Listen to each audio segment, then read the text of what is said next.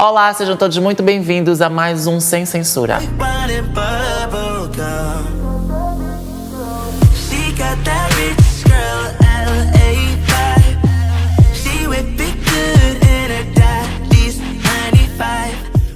Como não poderia deixar de ser, temos a brilhantar o nosso estúdio, o nosso lindo cenário, uma obra da autoria do artista plástico Mirabilis Art. Hello, amados! Eu tenho aqui comigo, para falarmos do nosso tema hoje, que é casamento versus divórcio, 3 convidados fantabulásticos, que é a amadíssima Susana Miguel, que é assessora de etiqueta e consultora de etiqueta. É isso, né, Susana? Olha, deixa-me referir que é empresária e consultora de etiqueta e comportamento. Eu ia chegar lá, amada. Mas ela apresentou-se. E tenho também comigo o Dr. Kelson, que é psicólogo e piloto. Exatamente. E tenho ainda a Rukiana, corrija-me se eu estiver errada no seu nome, Rukiana Gunza. Correto. Que é ativista social. Sejam muito bem-vindos. Obrigada. Sejam todos muito bem-vindos mais uma vez. Temos aqui um tema bastante pertinente, um tema que divide opiniões, que na nossa sociedade, né, por conta de, não sei se podemos chamar modernismos, ou temos várias formas de pensar sobre este tema. Casamento versus divórcio. Aqui aquela questão que não pode calar, como pontapé de saída, como é que vocês definem o casamento? Susana. Olha, Imânico, relativamente a este assunto divide várias opiniões. Eu, especialmente, digo que para mim casamento é de primeira família. Casamento é família, casamento é união. É aquilo que se diz assim, religiosamente, 2 em 1, uma só carne. Depois o resto vai digerindo durante o casamento, porque o casamento tem várias fases. O casamento digere-se de várias formas, de várias fases, que algumas vezes estamos preparados, algumas não. E algumas vezes procedemos e algumas não. Então isso é muito relativo. Roquiana.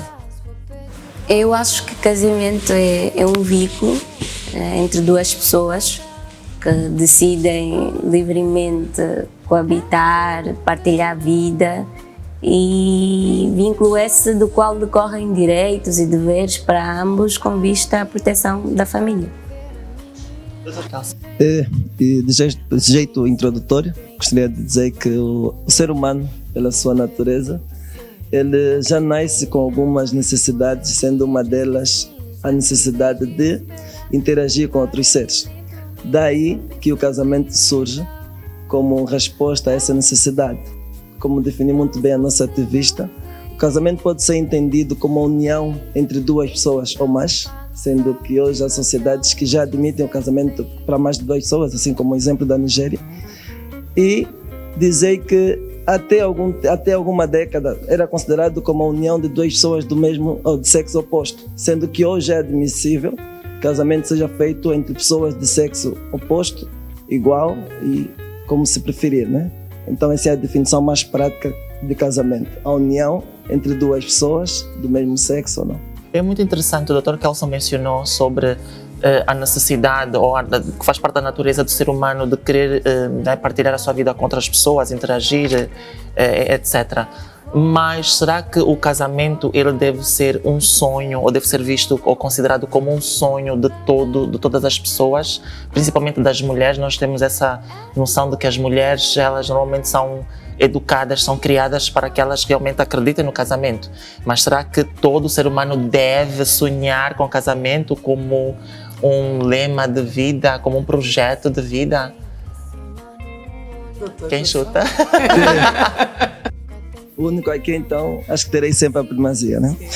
Mas deixa eu dizer o seguinte, seria bom que sempre no ato do casamento se questionasse as pessoas o que você traz na bagagem. Porque no início da relação, todos nós trazemos connosco uma bagagem não visível, mas que está cheia de expectativas e muitas vezes até traumas. Daí que esse conjunto de expectativas, esse conjunto de traumas poderá dar o início do sucesso ou do fracasso do casamento. Mas gostaria de vos ouvir falar. É um sonho de todo mundo deveria almejar casar um dia. Eu acho. Não é um sonho de toda a gente. E eu acho que é necessário que se tenha também esses debates para, de alguma forma, dar voz às pessoas que não têm o sonho que não de têm casar, esse sonho, que não veem o casamento como a finalidade da Eu sua iria existência. fazer uma pergunta de uma outra forma. Mais ou menos a mesma pergunta, mas de uma outra forma. Que eu acho que aí seria mais objetiva. É a seguinte.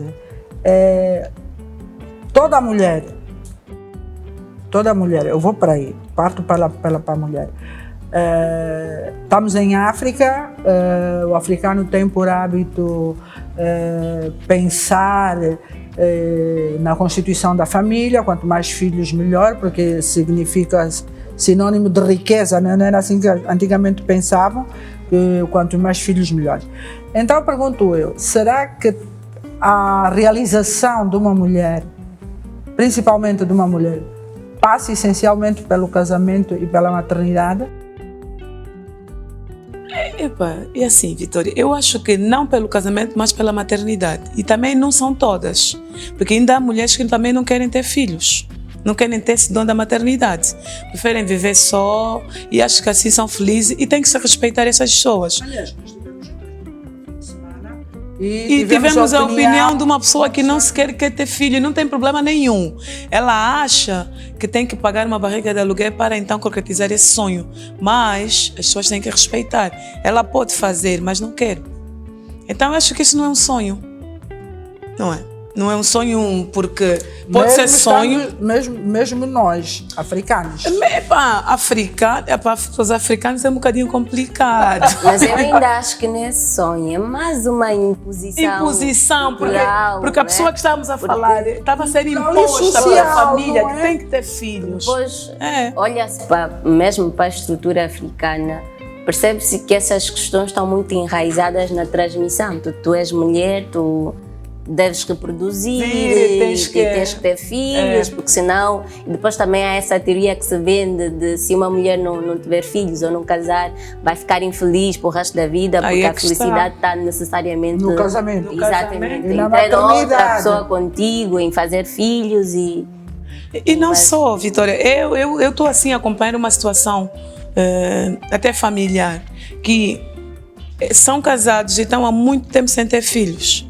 E já está a ver problemas até de pensar em separação. Por quê? Porque são africanos, estão casados há 7 anos e ela não está a engravidar. Então, em vez dessas pessoas juntarem-se, ou então a família juntar os dois para irem à luta de uma só causa, e já estão a pensar em se separar, que ele tem que arranjar outra pessoa para poder fazer filhos. É só para ver como nós, os africanos, pensamos. A nossa essência, mulher casou, tem que reproduzir e tudo mais. Também pode ser que... Quer dizer, às vezes até o sangue não é compatível, não quer dizer que ela não faz. Porque eu costumo dizer que o dom da maternidade foi dado a todas as mulheres. Umas querem, outras não, umas podem e umas têm complicações que podem discernir em alguns fatores que é para a resolução desses assuntos. Mas nós, os africanos, é assim, casou, não está a fazer filho, já começa as fofocas na família. Não sei o que é muita pressão, é psicológico. É esse conceito que se cria. Desculpa. Não. Por favor, prossiga. É assim, a psicologia social diz que todos nós somos fruto do meio ou da sociedade em que estamos envolvidos. Daí que os sonhos, as expectativas em torno do casamento e da maternidade dependem muito da sociedade em que estamos, da educação que recebemos, do meio e das pessoas com quem convivemos. Então, a dada altura fica difícil de afirmar se para uma mulher é um sonho não casar, porque nós não temos noção que educação ela recebeu, que imposições ela recebeu. Porque para o casamento vão existir vários motivos, daí que podem ser afetivos, motivos financeiros, religiosos, culturais. Vamos pensar assim. Muitas são as culturas que é um grave problema uma mulher, por exemplo, chegar aos 30 anos e não se casar ou não ter filho. Como também existem sociedades que é super normal. Daí que tudo isso vai colaborar ou contribuir para que a pessoa olhe o casamento como sendo uma exigência, um sonho, uma necessidade. Então depende muito de quem é a pessoa, do meio em que ela cresceu, da educação que ela recebeu. Então, doutor, é só... Desculpa. Não, Amada, é só para reforçar aqui um parágrafo que o senhor frisou, das questões religiosas, questões sociais, financeiras, etc, etc.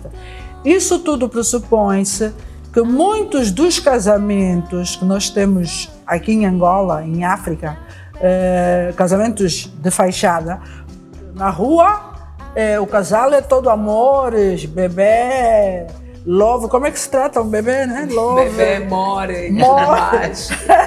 Baby, beijinhos, é tudo para fazer a mise-en-scène por causa da sociedade, para a sociedade observar, para a sociedade ver. E depois chegam em casa, mal se falam, dormem em quartos separados.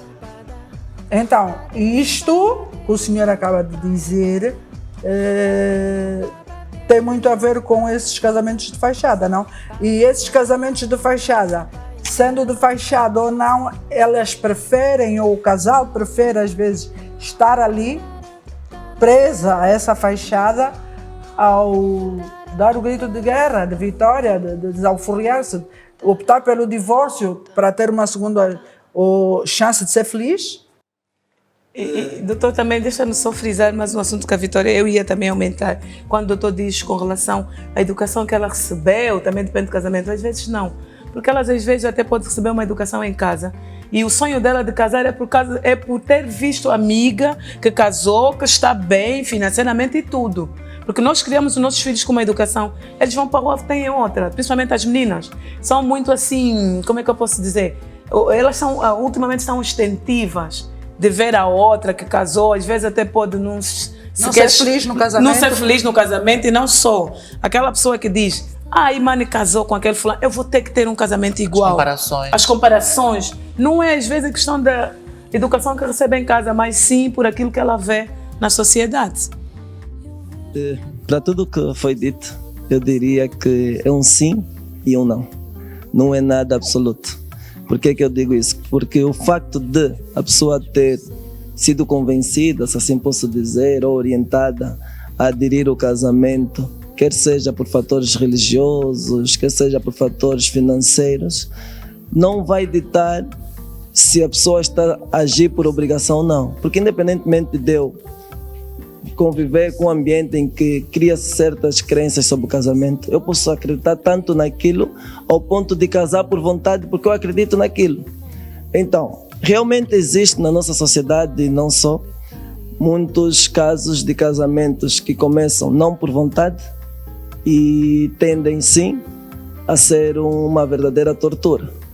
Mas também existem muitos casos em que as pessoas entram para o casamento mesmo sem vontade, depois torna-se um mar de rosas.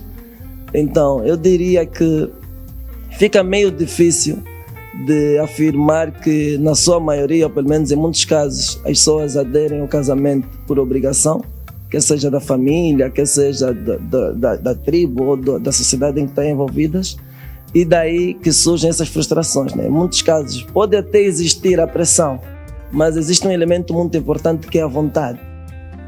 A vontade sim vai ditar se a pessoa vai estar feliz ou não feliz dentro do casamento. A Susana tinha falado de um exemplo sobre um casal que está a passar por uma crise e que consideram esta crise um motivo para que se considere a separação ou o divórcio. Um estudo mostra que uma das principais causas de divórcio é a violência física e psicológica. Será que não é uma ilusão nós acreditarmos ou ainda tentarmos passar essa mensagem às novas gerações de que os nossos pais ou os nossos avós eram realmente felizes até que a morte os separe? Será que por conta de como a sociedade era, ou as sociedades eram naquela época, não havia uma certa vergonha, um certo medo de assumir de que realmente estariam melhor separados ou divorciados? Porque nós ouvimos muito isso, né? Na época dos meus pais, dos meus avós. Roquina. Mas sabemos que a violência física também naquela época as mulheres não tinham Fala-me. a liberdade que têm hoje. Antes de falar sobre isso, eu queria um ponto também que ficou aqui um bocadinho solto, que era as razões que levam as pessoas a casar. Eu acho que parte dos problemas também advém disso, das pessoas não saberem para que é que casam, porque é que estamos a casar. Não tem uma Porque verdadeira noção sobre eu acho que é necessário que as pessoas antes de casar debatam sobre isso, porque é bem verdade que há quem não casa por amor romântico. Sim. Há quem está a casar por conveniência. Ainda existe. Há quem está a casar por existe. interesses Ultimamente enfim, é assim. financeiros. Antes havia muito das uniões familiares, né, que era muito por Enriquecimento. estratégias, estratégias né? de família, Tipo, tudo mais. é favorável a minha família ter aquele Fortunas. sobrenome, é favorável ter aqueles como aliados. Então eu acho que parte de todo esse problema começa por as pessoas se interrogarem porque é que estamos a casar. E em função disso direcionar as expectativas. Porque depois há essa questão, a questão das expectativas é o que muitas das vezes causa problemas no casamento. Você entra, no caso que estava aqui a falar das filhas que olham para as amigas e veem casadas, deduzem que não, esses são muito felizes, eu como quero ter essa felicidade, então eu vou também para um casamento com essa expectativa de que Às eu vezes vou não ter por a ser vida. feliz. Sim, Atenção que às vezes elas aparência. não vão por ver a outra feliz, mas por ver o que a outra ostenta. Exatamente. É. Então eu É crio mais um por aí. conjunto de expectativas que acho que vão ser satisfeitas se casar e depois quando casas e vês todas as tuas expectativas frustradas, Aí começa a frustras frustração. também. Mas é essa pergunta que não quer calar e eu volto a frisar e eu já fiz há bocado. Por que que as pessoas se submetem a esse tipo de casamentos? Tu estavas com a tua a expectativa altíssima em relação ao casamento. Casaste, visto que não é nada daquilo que tu estavas a contar, porque até estás a sofrer Violências psicológicas. psicológica e muitas das vezes física mesmo. Sim. Por que é que tu te submetes a esse casamento? Deixas-te ficar neste casamento? Aqui entra também, antes de falar, a questão das crenças. A ideia de que, e isso que a Imana acabou de falar, depois meus pais aguentaram um casamento de 50 anos. Como é que eu no Mas os primeiro nossos ano pais, já vou os nossos desistir? avós sofriam isso. Só que naquela altura, é aquilo que nós dizemos, eram épocas diferentes, Diferentes. mentalidades diferentes. Nós agora estamos em pleno século Espaços XXI. diferentes. É assim. Primeiro eu gostaria de dizer que quando falamos de violência, devemos não só olhar conforme olhávamos antigamente que a mulher passava por violência, né? Nós estamos num contexto em que violência tanto pode sofrer a mulher como o homem. Seria bom Agora, aqui afirmar. claro, No claro. Sim. século XXI. Sim, No porque século XIX, anteriormente- era só a mulher que sofria violência. Não, eram só mulheres que denunciavam. Não só, doutor. Ok. Não, Mas mas eu acho Não, mas Não, não é temos assim, de expectativa. sobre a questão do sofrimento, né? Sobre essa tortura que as pessoas passam, é importante dizer que existe todo um conjunto de expectativas, conforme já se falou, mas também existem sentimentos, existem emoções, e daí que muitas são as pessoas que prendem-se a uma relação, e falando agora como psicólogo, né? Já que eu estou a falar como psicólogo desde aquela hora, mas existe, por exemplo, um transtorno que é da dependência emocional. Existem pessoas que desenvolvem a dependência emocional. Elas E aquela do sequestrador, que sequestra, como é que se chama isso? Que é depois a vítima apaixona-se. Isso é a síndrome de Estocolmo. Exatamente. A síndrome de Estocolmo é quando o ofendido ou a pessoa que sofre a tortura Alisado. acaba se apaixonando ou acaba por gostar Da pessoa. Então gosta de tortura.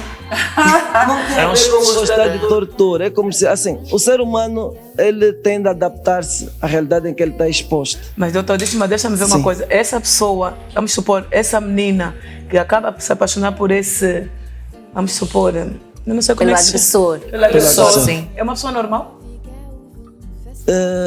O facto de gostar não torna ele uma pessoa normal.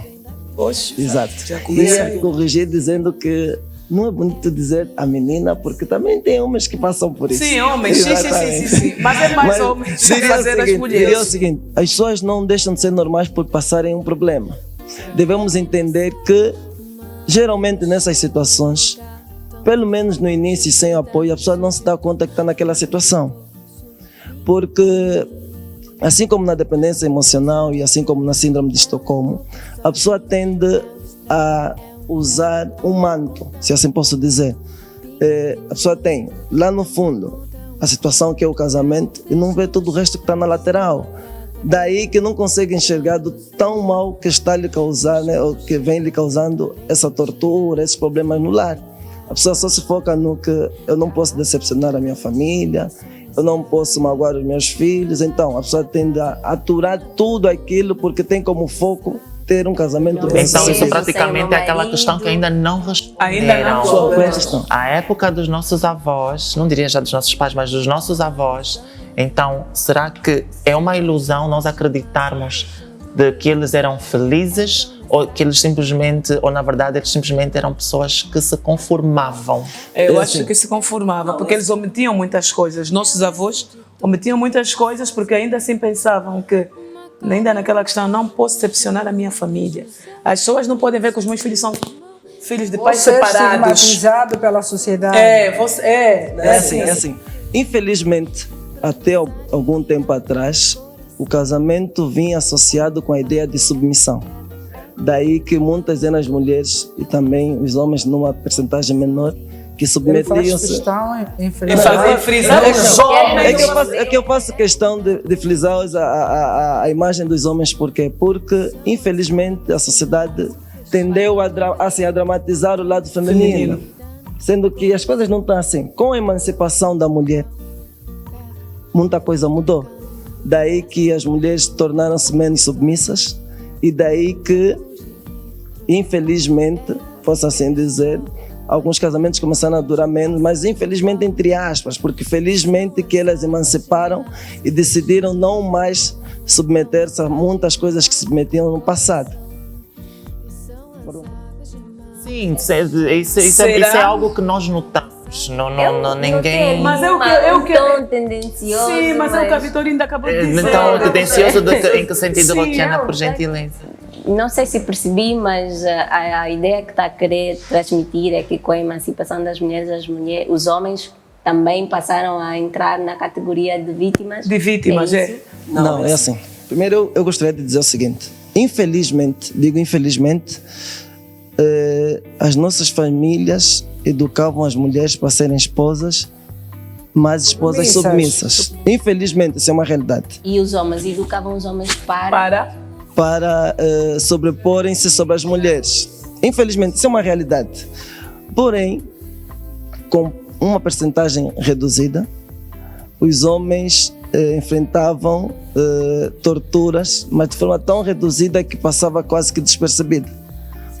E aí é que eu disse, com a emancipação da mulher, com o seu aprendizado, com a sua evolução, com o seu desenvolvimento, é como se as mulheres, né, falando assim numa linguagem mais terra a terra, as mulheres bateram a mão na mesa e disseram, chega! Alfuriamo-nos! Exatamente. Basta. É que basta mesmo, porque eu não vou ser a única que durante 10 anos vou cozinhar em casa. É que basta mesmo, porque eu não sou a única que durante 20 anos vou dar de comer e dar banho nos filhos. É que basta mesmo, porque o homem não vai ser o único que pode sair para casa, sair de casa, trabalhar para trazer sustento. Eu também posso. Então, volto a tocar sempre nessa tecla da emancipação.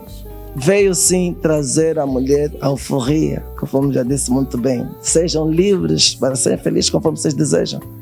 E eu acho que é daí que vão surgindo alguns conflitos. Conflitos esses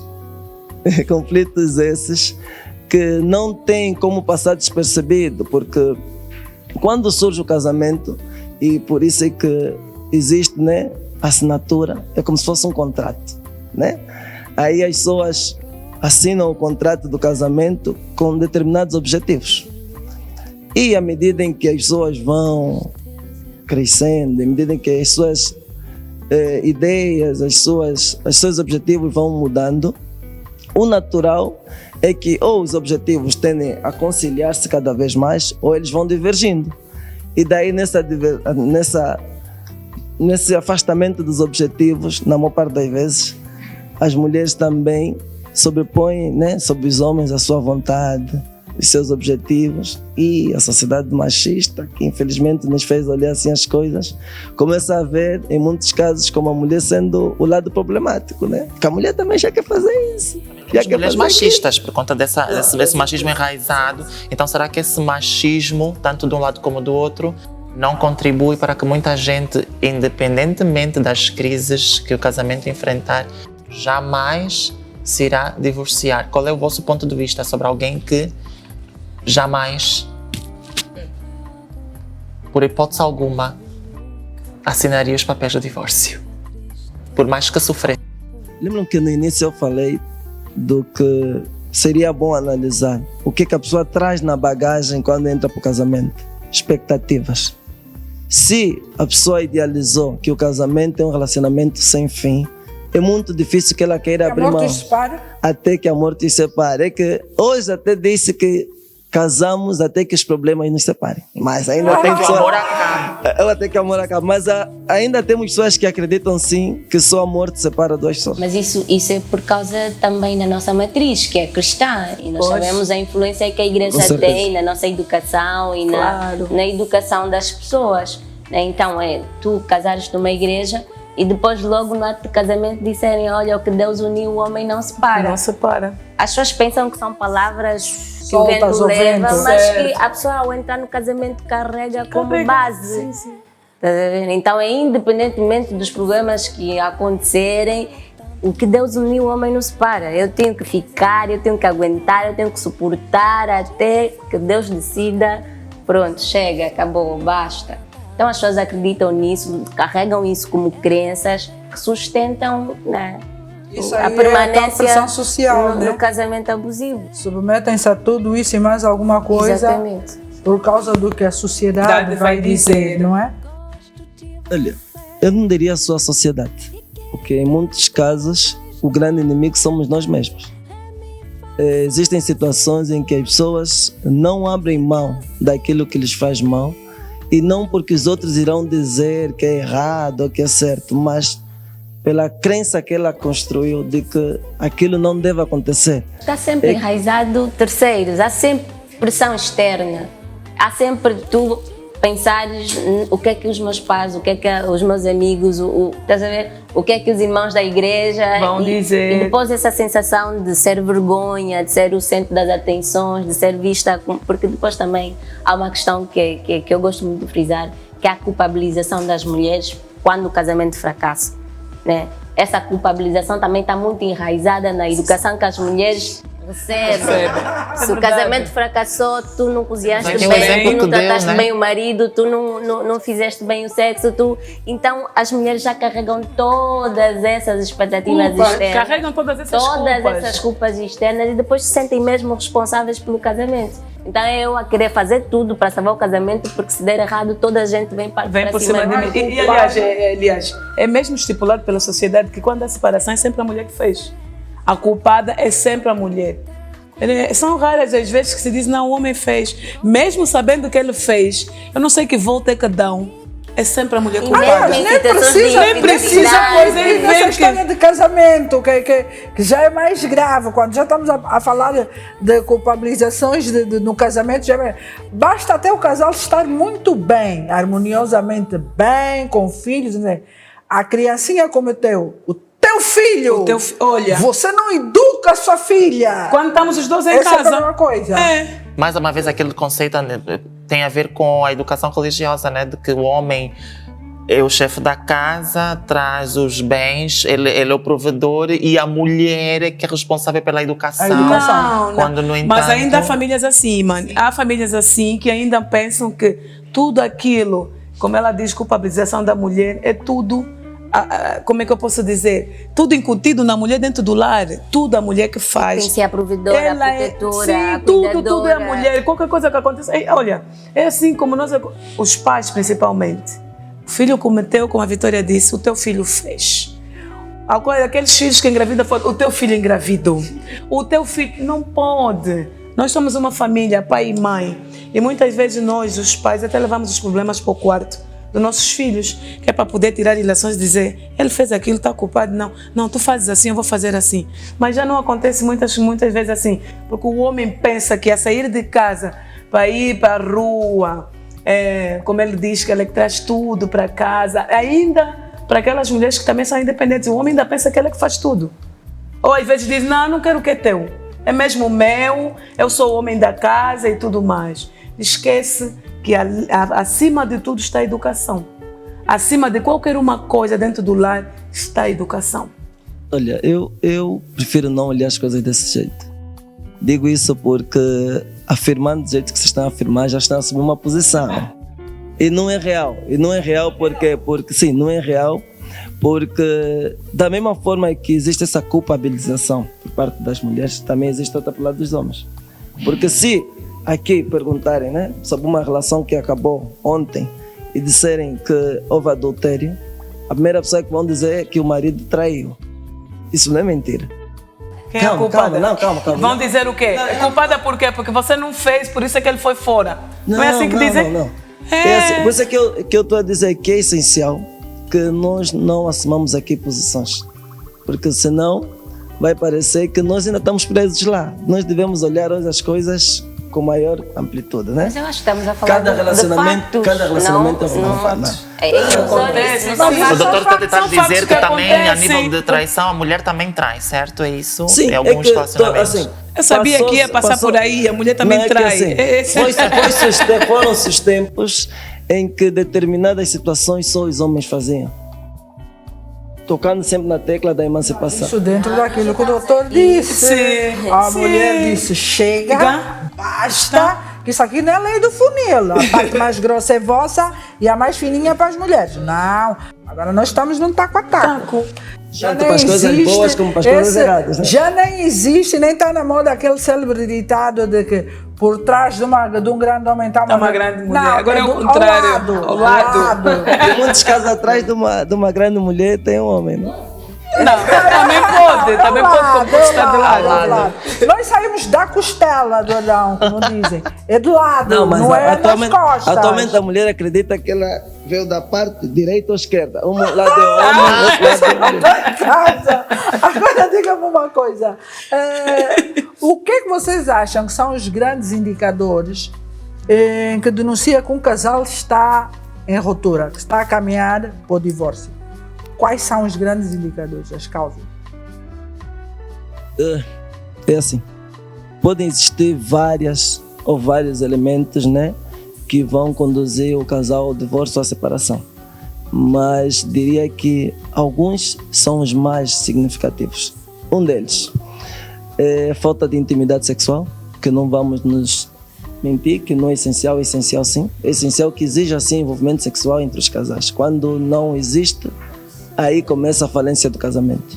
Segundo, falta de comunicação, ou pelo menos comunicação deficiente. E é notável quando a comunicação dentro do lar não é boa.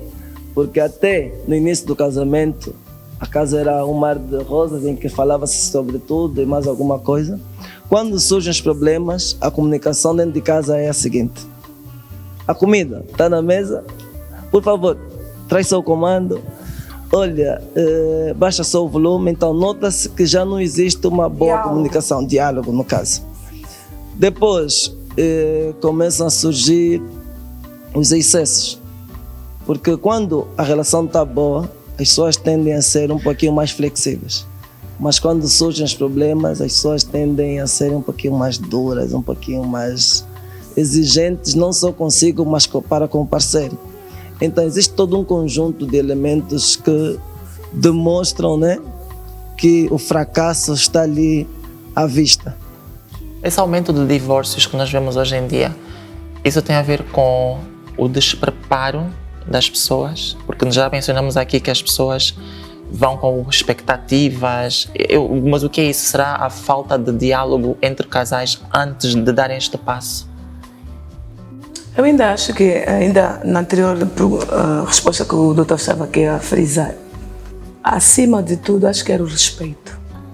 Porque um casal, uma união de duas pessoas, quando não há respeito, por mais que haja comunicação, por mais que haja, qual é o outro ponto que o doutor frisou? Intimidade sexual, porque eu não vou ter uma intimidade sexual com uma pessoa que não me respeita. Acima de tudo, o respeito. Se não haver Com certeza. respeito e amizade, isso é muito fundamental. Cumplicidade. Cumplicidade já vem dentro da amizade, tudo aquilo vai fluir, até aquelas coisas que não estavam boas, que podem não estar boas, a gente com a nossa amizade, o nosso respeito vai poder compilar tudo aquilo. Por quê? Porque muitas vezes nós até vamos para um casamento que tu pensas que, bem, o fulano está ali, eu respeito, o caráter dela é assim, o meu é assim. Se nos respeitarmos, eu vou dizer, olha, fulano, eu não gosto disso, eu gosto de fazer assim. Eu não gosto daquilo, mas tem que haver amizade, que é para o outro aceitar. Dizer, eu vou aceitar com a minha mulher, não é de um dia para o outro, mas vou fazer um esforço disso passar. Porque quando não há respeito à amizade que está interiorizada, a cumplicidade, nada mais vai fluir. Nada. Nada mesmo. Então eu acho que é por aí. E depois a pergunta da irmã passou-me, qual é? Falou aqui há pouco. Indicadores que... Se existe, por conta do número de divórcios que nós vemos hoje em dia, principalmente pessoas muito jovens, em menos de até 5 anos há um divórcio. Há um despreparo dessas pessoas. Vocês falaram há pouco sobre as expectativas que muitas pessoas levam para os casamentos, mas há um despreparo dessas pessoas para quem está um pouco tempo, por livre e espontânea vontade de ambas as partes, em muitos dos casos. Eu não digo despreparo, Imana, porque para aquelas pessoas que ainda pensam que não estão preparadas, nós aprendemos todos os dias. Até eu que estou casada há 20 e tal anos, aprendo todos os dias. Requer muito, como é que eu posso dizer, aquela expectativa de eu querer aprender tudo para poder suprir as necessidades do lar. Então não é questão de despreparo. Às vezes é mesmo, sei lá, porque nós também estamos numa fase em que, não sei, ainda nessa fase em que estamos a viver, como dizem a juventude agora, nós não aturamos o que nossos pais aturaram. É assim que elas dizem. Então, mas elas às vezes vão por esse lado e esquecem-se que aturar não significa dizer que eu tenho que absorver tudo aquilo que está dentro do lar, não. É querer fazer esforço, de querer aprender para suprir as necessidades que eu necessito dentro daquele lar. E faz-se esforço, faz-se, como é que eu posso dizer, empenho. As pessoas têm que se empenhar. Eu acho isso. E quando se gosta, quando há respeito e tudo mais, depois, fora daquilo, convém cada pessoa ter a sua opinião. Aquela hora a nossa ativista falou uma coisa que eu acho que responde perfeitamente essa pergunta. Quais são os motivos que levam as pessoas a casar? Porque muitas são as vezes em que esses motivos é que se tornam a base não só de começar o casamento, mas dele continuar até que a morte os separe. Porque os motivos também que levam os casais a unirem-se, eles devem ser, não diria atualizados, mas eles devem passar por um processo de manutenção. Os objetivos do casal devem a todo instante estarem coesos, né? Porque nós hoje podemos casar por determinados motivos e em função das nossas expectativas, em função das vivências, em função dos acontecimentos, os objetivos, pelo menos da minha parte, mudam. Daí, se os objetivos da minha parceira não estiverem associados ou coesos ou interligados com os meus, é muito natural que surjam as brigas, é muito natural que o divórcio venha a aparecer. Então, ponto número 1, os motivos do casamento. Ponto número 2, a manutenção desses motivos. Eu falar dessa manutenção dos motivos, eu lembro de uma figura que é renovação de votos, né? Eu não sei, doutora, é casada há mais de 20 anos, tem feito essa constante renovação dos votos. Todos os dias. Sim. Faz todos os dias e minutos e segundos na minha... Aqui entra as razões que te levam a casar, com as expectativas com as quais você entra para o casamento, precisam de alguma forma ser renovados, porque assim, relacionamento é gestão de personalidades. É. Acima de tudo, é eu entrar para um casamento consciente de que eu tenho uma personalidade, tenho hábitos, tenho costumes. E a outra pessoa também tem os seus hábitos, a sua personalidade e vamos gerindo, né? Mas, atenção, eu sou apologista de que se não dá para gerir, deixa. Claro. Olha, está ali o Adilson a fazer esse sinal já. Gostamos muito de vos ter aqui, estamos mesmo no finzinho do nosso programa. Acredito que este é um tema que muito tem ainda para dar. Esperamos tê-los cá numa próxima oportunidade para aprofundarmos melhor esse tema. Está bem? Coisas boas não demoram. Eu gostaria, antes de terminar, né, não deixar de falar que seria bom que, apesar de tudo o que se passa de errado dentro do casamento, olharmos o divórcio como sendo a última opção. Porque associado ao divórcio vem todo um conjunto de consequências, das quais muitas são as vezes em que as pessoas não conseguem ter uma vida normal após o divórcio. Prova disso é que estudos mostram, né, que as pessoas depois do divórcio podem enfrentar um luto, por exemplo, né, diferente daquilo que se pensa que o luto é apenas a perda de uma pessoa. O luto hoje é entendido como a perda não só de uma pessoa, mas de tudo e qualquer coisa que é significante para nós. Então podemos sim vivenciar o luto. Podemos aí abraçar o estresse, que é um dos grandes inimigos da nossa saúde. E eu vejo o sinal, então... Em alguns casos, só para terminar, doutor, em alguns casos o divórcio é sinônimo de felicidade também, liberdade total. Com certeza. Para alguns Portanto, casos, eu relativo. pessoalmente ainda vou pelas minhas crenças. Também a nossa ativista, só para dar um conselhozinho, uma diquinha para o casamento, mas assim bem rapidinho Bem mesmo. rapidinho. Eu acho que os relacionamentos hoje em dia são centros de violência. Há muita violência dentro dos casamentos. Centros de exposição. Cara, ela devia ter dito isso antes. Mas não, vamos continuar. Há muita violência dentro dos casamentos e eu não sou apologista que o divórcio em situações de violência seja a última opção. Porque muitas das vezes esperar até ser a última opção já nem chegas lá.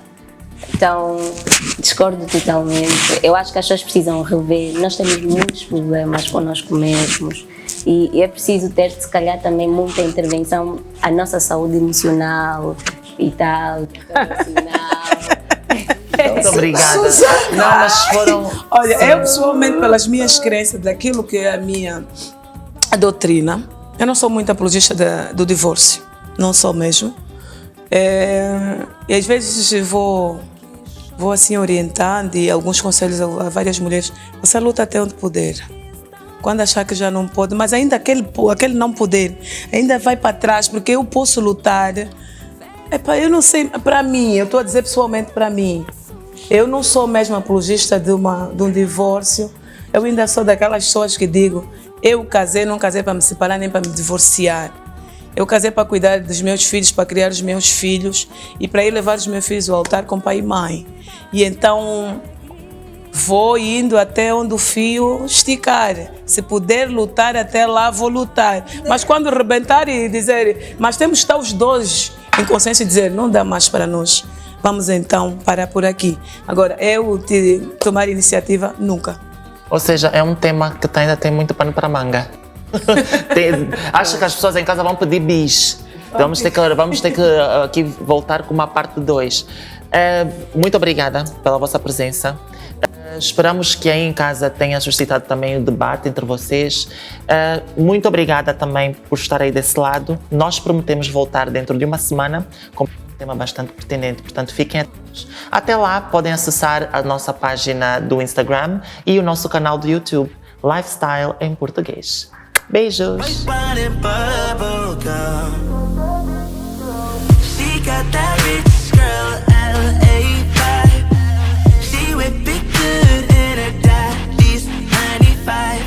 Sex on the bedroom floor. Hop in the shower, she begging for more. Do not disturb on the hotel door. Waking the neighbors. All I want is champagne and sunshine. Looking for a good time. Sipping on the stars while we laying under sun.